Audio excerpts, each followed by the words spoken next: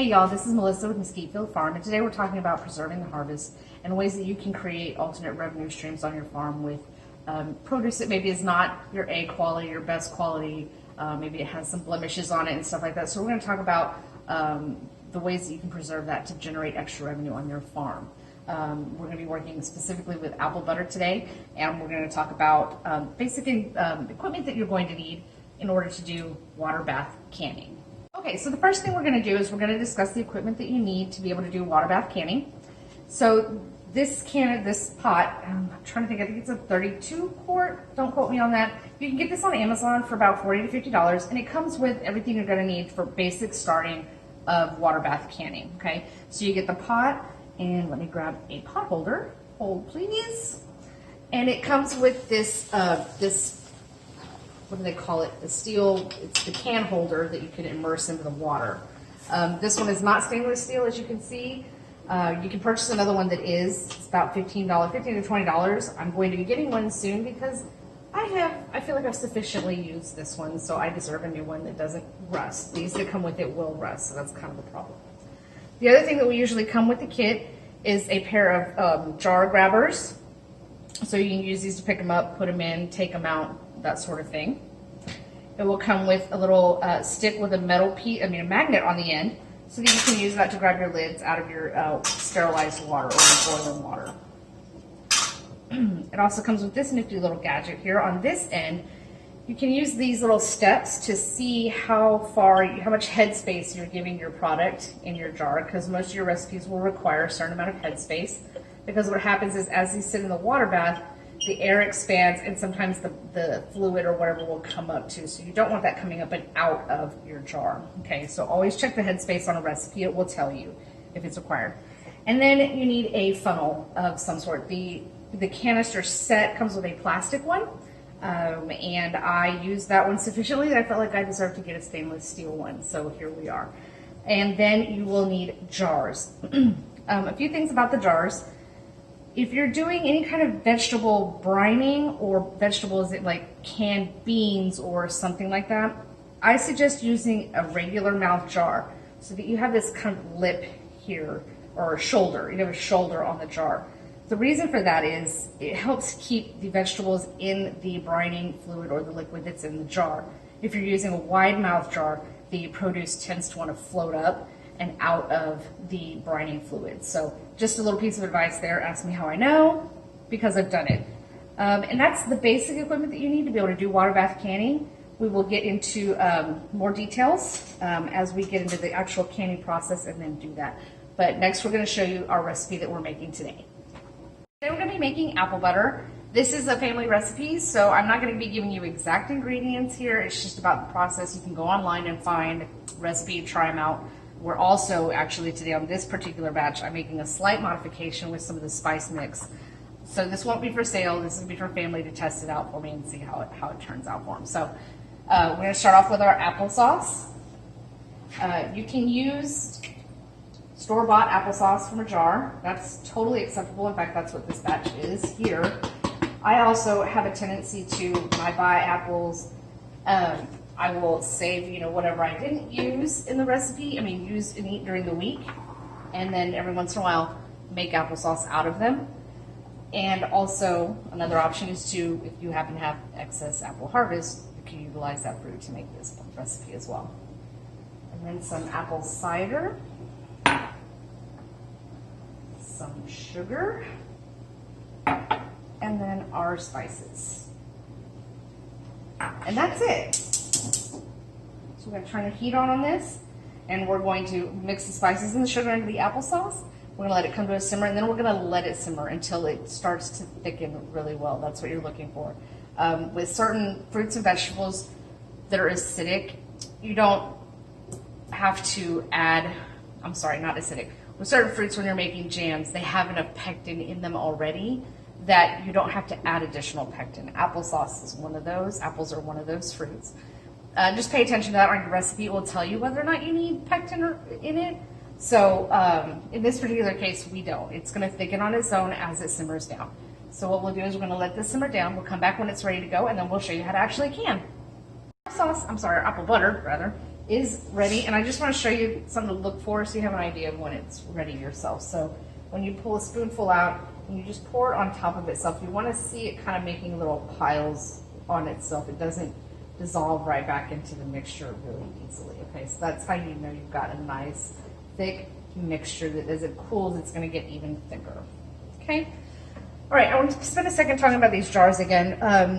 You want to make sure that your jars, especially if you're doing cottage foods that you're selling to customers, you want to make sure that your jars are cleaned and sterilized. There's a couple ways to do that. You can put them in boiling water for 10 minutes, or if you happen to have a dishwasher that has a sanitation cycle on it, you can do it that way as well. The lids we've had sitting in boiling water for 10 minutes for two reasons. One, to sterilize, and two, also to soften that rubber ring around that metal lid, because that's what's actually going to create the seal on your jars. Okay, so the next thing we're going to do now is we're going to put the apple butter into the jars, put the lids on them, and then get them over to the water bath canner. So I'm just going to do that. Put your little funnel in there. Scoop out the product in your jar. Now these, because these are for family, we're doing these in pint-sized jars. Normally we do the ones that we sell for our customers are in half-pint jars.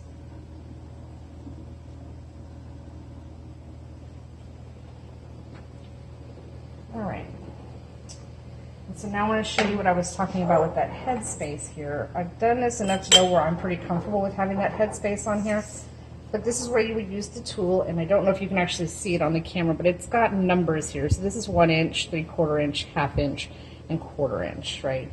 So you could set this on the edge of the jar and see exactly where you're at. So here we're sitting at about 3/4 inch, okay, which is great. Set that aside and move on to the next one.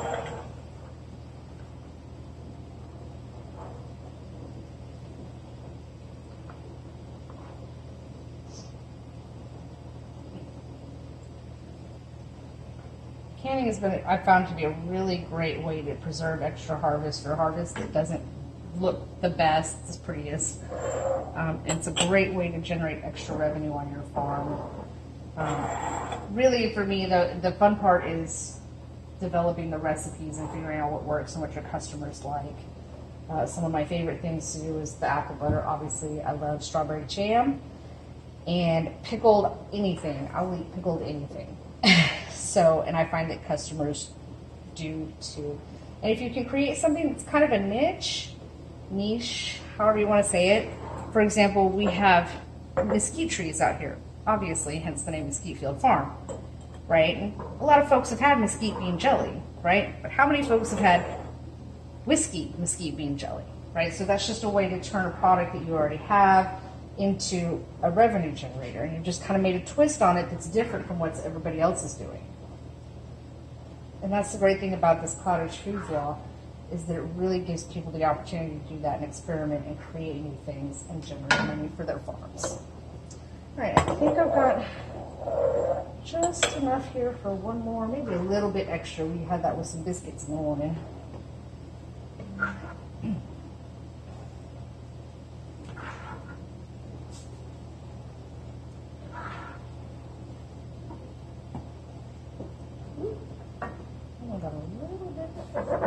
That's good. Okay. Okay. So now what you look, that one's a little bit low. I'm going to put a little bit more in that one.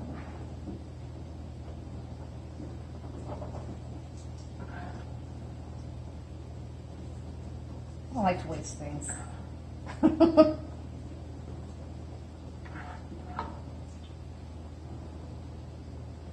Okay. So before you put the lids on, you want to inspect the jars and make sure that there's no food on the edge. See this one here, I spilled a little bit.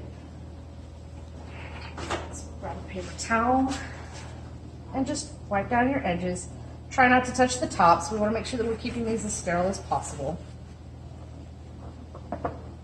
Okay. So we don't want anything to prevent the lid from being able to get a good seal on there. Okay. I think these all look really good. So we're just going to come in here, grab a metal lid, and I'm grabbing it on the sides. I'm not touching that rubber ring, keeping everything sterile. We don't want to potentially introduce any bacteria or anything into this.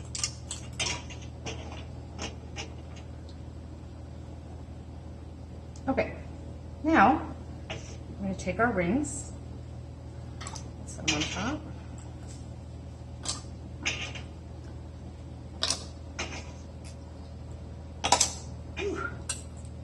Kind of warm. Okay.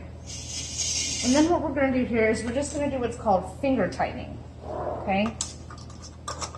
We're not going to tighten them down too much. We don't want to leave them loose because if you do that, then as it heats up, your food's going to spill out of the jar, right? So you just want to tighten it. That's it. Just past that. You don't want it super tight so where you can't get it off later, but just finger tight.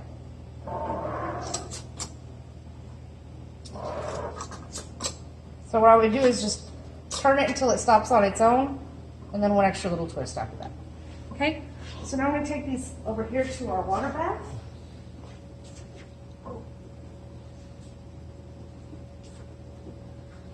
All right. Take the lid off. This water has already been boiling. All right. Maybe. Got it. Woo-hoo! And we're going to set our jars in here to the water bath. I like to set the first two where the handles are to help give me some stability in there. So one on that side and one on that side. And then I work on the opposite sides as much as possible. This one's going to be a little challenging because we've only got 5 jars, but that's okay. We'll make it work. Just put opposite ends at a time. See, not everything goes perfectly all the time. It's okay. We just That's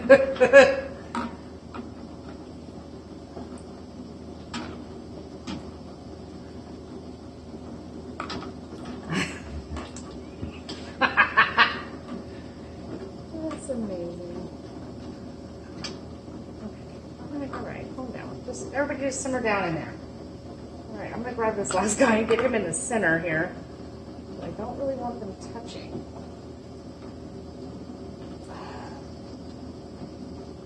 Really don't want your jars to touch when they're in the water bath. This guy over here. Okay, here's what we're gonna do. We're gonna lower him into the water, and then we're gonna situate everybody once they get in there. Okay, so lower that in, and then just prop everybody up. This one guy really is just having a day. Had the same day, bud.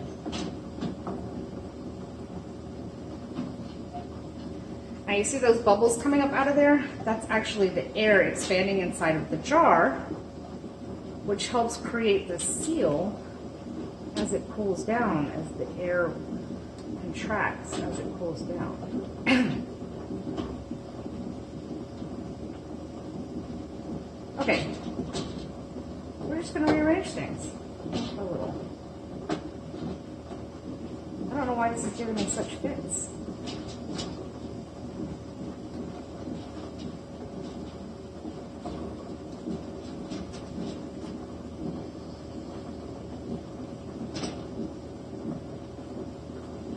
Nobody breathe.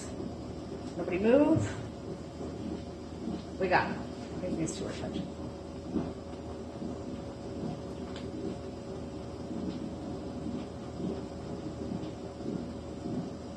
That's how you know we're live. Okay, so once you get everybody situated in there, not touching, put the lid back on. Make sure that it comes up to a boil first.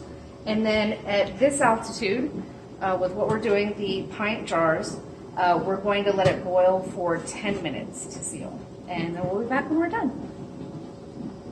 So it's been 10 minutes. We're ready to get these janky things out of here. And looking good, looking good. If you're doing half pint jars, you can use the tongs to grab these handles and pull it up so that you're not trying to reach down in there too far. So we're just going to pull the jars out. I tip them to the side just to get a little of that extra water off of the tops. Set them out on a towel. And now as they begin to cool, as that air inside there cools, that's what's going to create the vacuum because the air is escaping, nothing's coming back in, it's going to pull that button on the top back down, and that's what creates your seal. And you'll hear the pop when it does that. So you just pull these out, let them cool, wipe them down, clean them off a bit, and that's it. Wait for the pop. See, that wasn't the pop, that was me pushing it. When it has a good seal, you won't be able to do that. Okay, so keep that in mind. If after 24 hours you have some that still pop, do not sell those. Do not. In fact, I would put them in the fridge and eat them immediately. I would not save them for any amount of time, just because you didn't get a proper seal on it, so you'd risk having bacteria and stuff get in there. So we don't want that. And that's it. You're all done. It's the basics of water canning, and then we'll probably be doing some more videos where we share some additional recipes and ideas about preserving the harvest.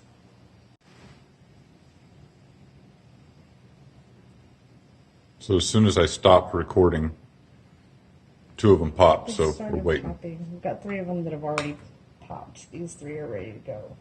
These 2 have not. If you put the camera down at a certain angle, you can see the bump. Yeah, you can see the bump in the lid.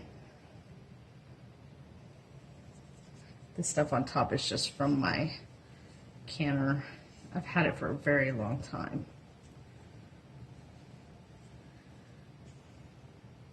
It's like watching paint dry. You just like watching paint dry. Come on, one of you 2 pop.